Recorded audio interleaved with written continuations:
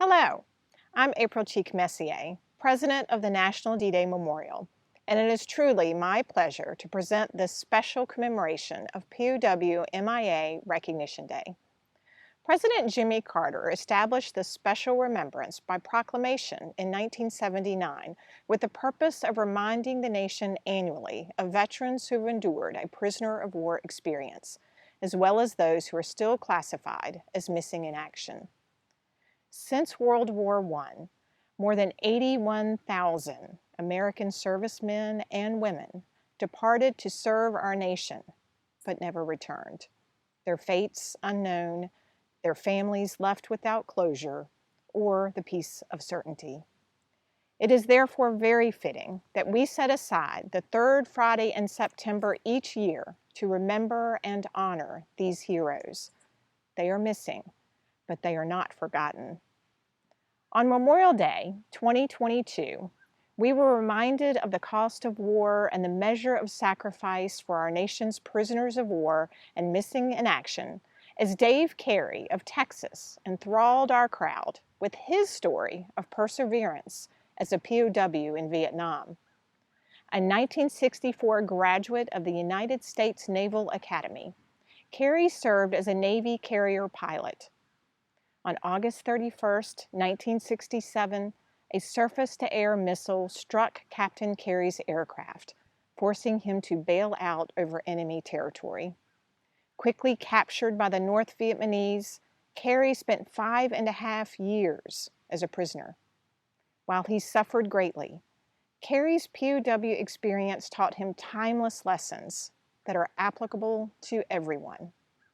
A popular speaker and author, Carey authored the book, The Ways We Choose, Lessons for a Life from a POW's Experience. It inspires readers through its stirring lessons. We can endure even the unthinkable, and we must never forget. As we reflect this POW MIA Recognition Day, we share Captain Carey's story once again, so that we all may be inspired, and above all, never forget.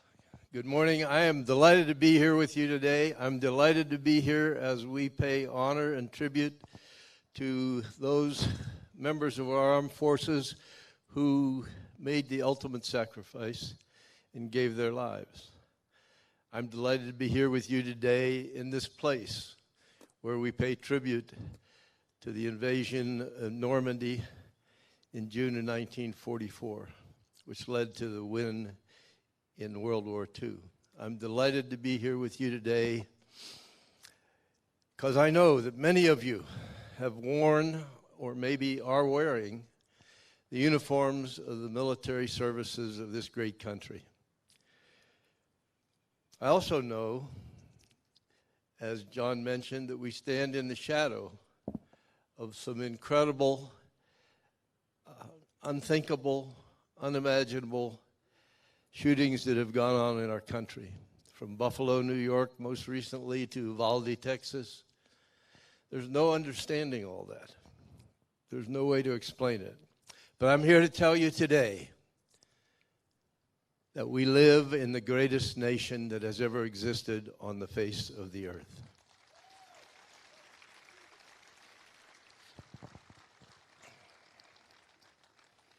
So, as I thought about being with you here today, I kind of wondered what sort of questions might be in your mind if you saw a guy like me with a bio like mine, and what you might wonder about. And I decided that if I were you, I would like to know briefly what happened to you, to me, and how did we do that for all those years? And the second question that I think I would like to know is, could I learn anything from what that guy talks about? That's more like a so what question. Well, I hope I've guessed correctly. However, I got to tell you that whether I've guessed correctly or not, that's what I'm going to talk about. And I'm going to try to make it brief because April's only given me 20 minutes, and I know that you're cooking out there in the sun.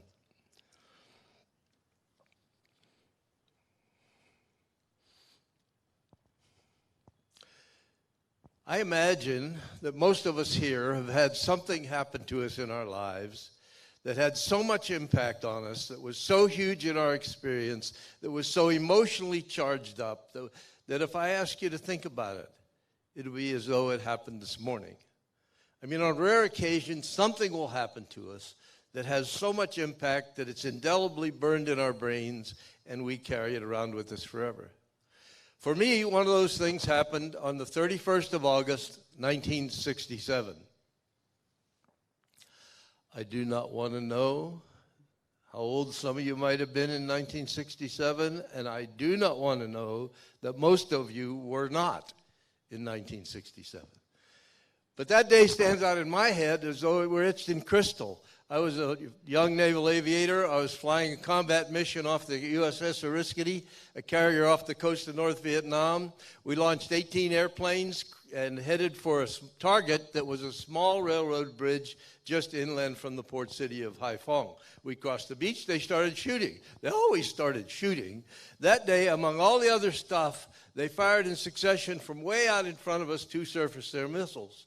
And I sat there in my cockpit and I watched those missiles, and the first one started to move on the windshield and the second one wouldn't move, and I decided I would, so I tried to do a big barrel roll over top of the only airplane on the right side.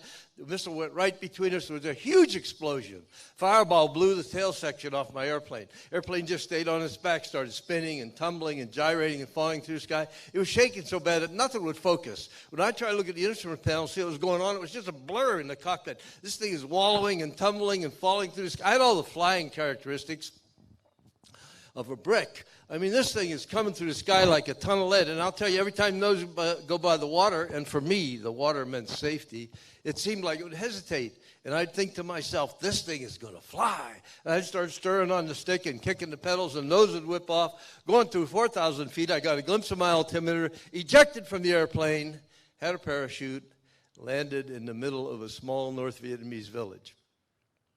And when I landed, there was nobody around. I got rid of my helmet, my parachute. I ducked out between the hooches, and I started running out across the rice paddy. And as I'm running out across the rice paddy, I can watch those airplanes flying away. So I'm running, and running's probably not what you do in a rice paddy. You know, the mud's about this deep out there, and I'm slugging my way through it. I get to about the middle of the rice paddy. I can see that one of those airplanes is turning around, and he's coming back. So I stopped right there. I dug around in my gear, and I dug out a little radio that we carried. Now, this little radio I had in my hands a lot of times. The Navy used to make us get them out and check the batteries. We used to play with it on the ship. The point is, I've had this in my hands a lot.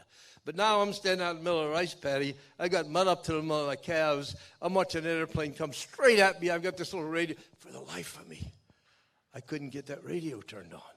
It was like I had all thumbs on both my hands. I'm watching him, and he's getting closer, and I'm trying to get this dog on. And this is not a complicated machine either.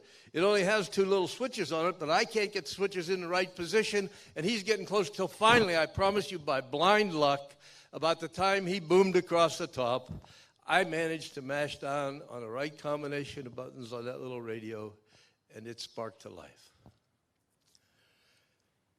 which allowed me to say, in my very finest airline pilot drawl, it's me down here. Somebody get me some help. I need somebody to come get me. I need. And I started babbling in that radio, and my voice was up about 3 octaves, and it was just all gushing out. And I remember thinking to myself, this does not sound good. But there was nothing I could do about it. And oh, by the way, I had been trained. It would have been better for me to die than to not sound good on a radio. I mean, this is serious pilot stuff. But I just babbled on the radio. I ran myself out of breath. And when I ran myself out of breath, I had to pause the inhale. When I paused the inhale, I let off one of those buttons on that radio, which allowed Dean then to get a word in edgewise. And he said, you know we cannot come and get you. At which point I couldn't think of anything clever to say. And Dean said, I'll see you when this is over. And he flew away. And I stood out there in the middle of the rice paddy. It was like I was the only person in the universe. It was like all by myself, all alone, out there. I don't think I have to describe that to you too much, because you probably had alone times in your life. when you get that feeling like there ain't nobody, just you, all alone by yourself. Well, I wasn't alone for very long, of course. The next thing that happened, I was immediately captured by about 1 million North Vietnamese. That's exaggeration. 837,000 of them. They captured me so fast to make your head swim. They drug me up out of the rice paddy, and they tied me up with miles of rope, and that started for me what would turn out to be 5.5 years in prison in North Vietnam. The question I am most frequently asked about that is this: how'd you do that? How were you able to do that? How could you do that? And in my mind, the answer to that question is very, very simple. How did we do it? We did what we had to do. We did our best. We chose to grow through that experience. We kept our sense of humor, and we kept the faith. Faith in ourselves, faith in each other, faith in this country, faith in God. And you see, I see those things as directly translatable into your lives. I mean, how do you deal with your life? How do you handle your problems? How will you meet the challenges you have to face? How are you going to deal with the tragedy that's coming in your life? How do you make the choices you have to make? Do you do what you have to do? Do you do your best? Do you keep your sense of humor? You growing through all this? Do you keep the faith?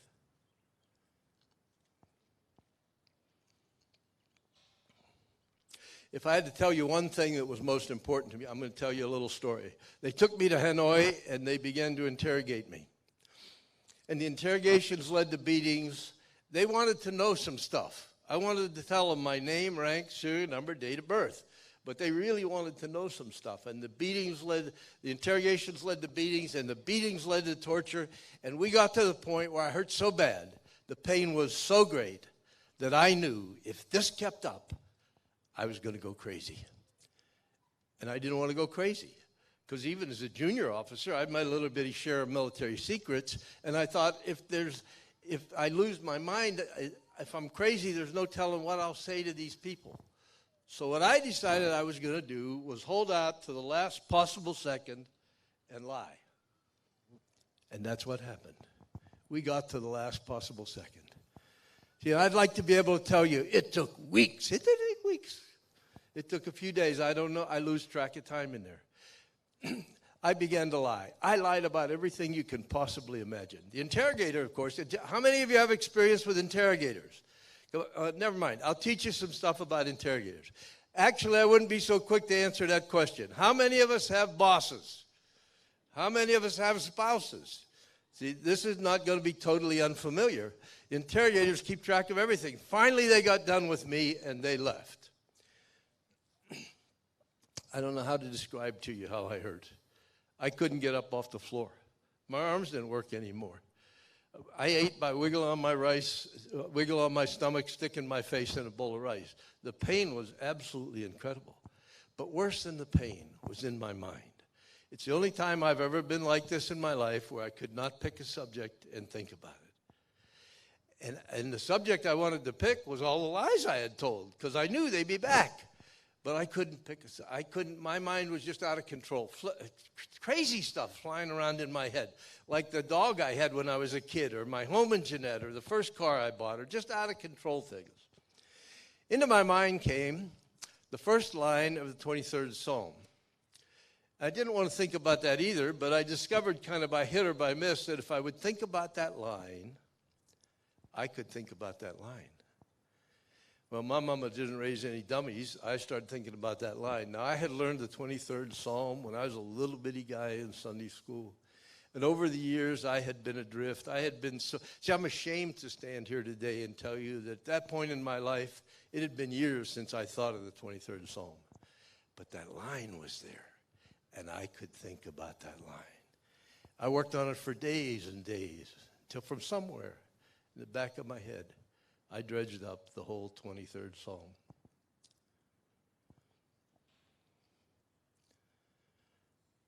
The Lord is my shepherd.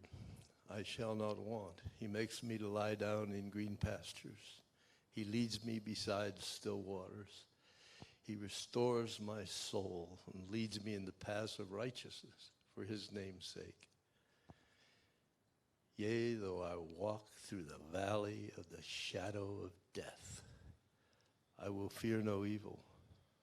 Your rod and your staff, they comfort me. You prepare a table before me in the presence of mine enemies. You anoint my head with oil. My cup runs over. Surely goodness and mercy will follow me all the days of my life, and I will dwell in the house of the Lord forever.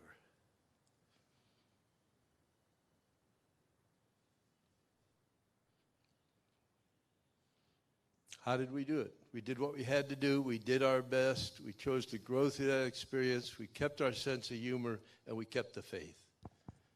Faith in ourselves, our ability to endure. Gut it out. The sun's coming up tomorrow. I'm going to be there. Faith that I see that as directly translatable into your lives. Faith in each other. I lived with men who, if they didn't hold my life in their hands, they held the next best thing to it. I knew that they would do the best that they could do. And when the situation is reversed, they granted that to me. It's that kind of faith and confidence in each other that allows us to live together, be together effectively. We did it through faith in this country. This is the greatest nation that has ever existed on the face of the earth. This is a land of freedom. This is a land of opportunity. This is the land of achievement. This is the land they're kicking the doors down, trying to get in. This is the land. The problem is you and I are buried in what's wrong with this land. We are inundated with it. If you turn on the TV tonight to watch the news, you'll see this much about what's wrong with our country, and you'd be lucky to see anything about what's right with our country. And it's all out of proportion. I did it through faith in God. I was never alone over there. I've lived with men who professed to be atheist and agnostic. I believe it was more difficult for them. I don't think that was any accident. You know, the truth of the matter is this. You and I have been blessed. We enjoy so much. We have so much. I mean, how do you account for it? How do you account for your life? Why are you not a Ukrainian refugee? There's just no figuring. We've just been blessed. And I know as clearly as I'm standing here, I don't deserve it. And I don't know you. And I've only been watching you for a few minutes, but I'm ready to bet you don't deserve it either. We've just been blessed. How do we do it? We did what we had to do. We did our best. We grew through that experience. We kept our sense of humor. We kept the faith. What could be learned from my experience? Let me suggest one thing to you. All of my experience teaches me, no matter what happens to us in our lives, we've been given the ability to choose how we're going to live those lives. All the things I've mentioned are a matter of choice.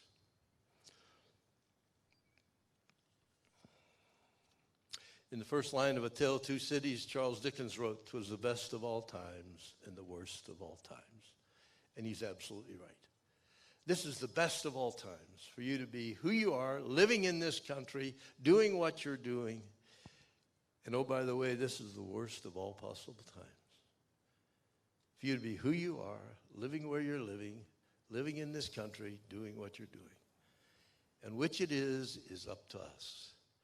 It is entirely, let me be perfectly clear, it's up to you. It's entirely up to you.